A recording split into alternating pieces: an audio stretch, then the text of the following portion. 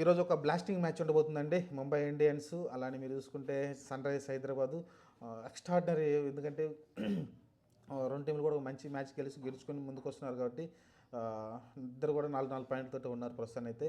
మరి చూద్దాం మరి ఈరోజు మ్యాచ్ ఎవరు గెలుస్తారు. వాకండే స్టేడియం ముంబై మనకు తెలిసిందే, పాత స్టేడియం. మంచి బ్యాటింగ్ పిచ్ అంటున్నారు.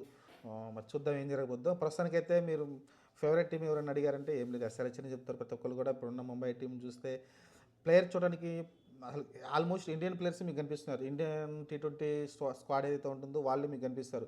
మీకు ఎలా అంటే చెప్పిన తిలక్ వర్మ, సూర్యకుమార్ యాదవ్ వీళ్ళు ఇండియాకి ఆడుతూ ఉంటారు. అలానే మీరు చూసుకుంటే హార్దిక్ పాండ్యా ఇండియాకి ఆడుతూ ఉంటాడు. ఆ తర్వాత మీరు చూసుకుంటే బుమ్రా ఇండియాకి ఆడుతూ ఉంటాడు. రోహిత్ శర్మ ఇండియాకి ఆడుతూ ఉంటాడు. ఇక్కడ మీరు చూసుకుంటే 5 ప్లేయర్స్ మీరు ఈ 5 ప్లేయర్స్ చూసుకుంటే ఇండియాకి ఆడే టీమ్ ఇండియా ప్యూర్గా అంటే టెస్ట్లో ఉండేవాళ్ళు ఉంటారు, టీ20లో ఆడేవాళ్ళు ఉన్నారు, అలాంటి వన్డేలు ఆడేవాళ్ళు ఉన్నారు. ప్రతి ఒక్కరు కూడా మీకు ఇండియా టీం లాగా కనిపిస్తూ ఉంటుంది ముంబై ఇండియన్స్లో మీరు చూసుకుంటే. మరి అలాంటి టీం అలానే బౌల్ట్ కూడా ఉన్నాడు. బుమ్రా వాళ్ళిద్దరిని ఎలా ఎదుర్కొంటారో చూడాలి. ప్రస్తుతానికైతే స్టార్టింగ్లో హెడ్ అలానే అభిషేక్ శర్మ మంచి ఫామ్లో కనిపిస్తున్నారు. మన 245 టార్గెట్ని చాలా సునాయాసంగానే పిన్ చేశారు కదా. మన ఒక ఓవర్ మిగిలిండగానే చేశారు. మరి ఈ చిన్న స్టేడియంలో మరి ఎలాంటి భారీ సిక్స్లు రాబోతున్నాయో చాలామంది వెయిట్ చేస్తున్నారు. ఎందుకంటే 2 టీంల దగ్గర పవర్ హిట్టింగ్ ఉంది. అటుపక్క తిలక్ వర్మ మంచి ఫామ్లో కనిపిస్తున్నాడు.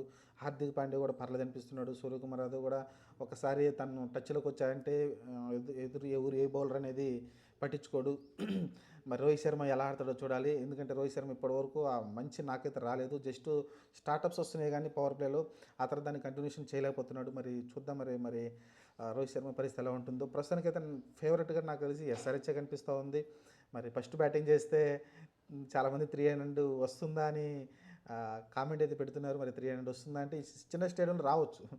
మంచి బ్యాటింగ్ ట్రాక్ ఇచ్చారంటే మటుకు డ్యూ వచ్చే ఛాన్సెస్ ఉంటుందా అంటే చెప్పలేము. సముద్రం పక్కనే ఉంది కాబట్టి రావచ్చు రాకపోవచ్చు. అది డిపెండ్స్, వాతావరణం మీద డిపెండ్ అయి ఉంటుంది కదా డ్యూ రావడం.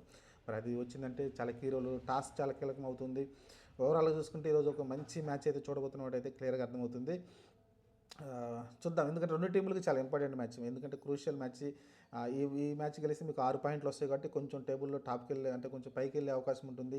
ఈ మ్యాచ్ ఓడిపోతే చాలా క్రిటికల్ అయిపోతుంది. ఎందుకంటే మ్యాచ్లు కూడా చాలా ఎక్కువ ఆడేస్తున్నారు కాబట్టి ఇంకా మీకు క్రిటికల్ అయిపోతుంది. నెక్స్ట్ వచ్చే ప్రతి మ్యాచ్ కూడా మీకు నెక్ అండ్ సిచ్యువేషన్ కానీ ఉంటుంది. ఖచ్చితంగా గెలవాల్సిన మ్యాచ్లు అయితే ఉంటాయి కాబట్టి 2 టీంలకు కూడా చాలా క్రూషియల్ ఇంపార్టెంట్ మ్యాచ్ ఈ మ్యాచ్. చూద్దాం మరి ఈరోజు ఎవరు గెలుస్తారనేది. నా ఫేవరెట్ వచ్చేసి ఎస్ఆర్హెచ్.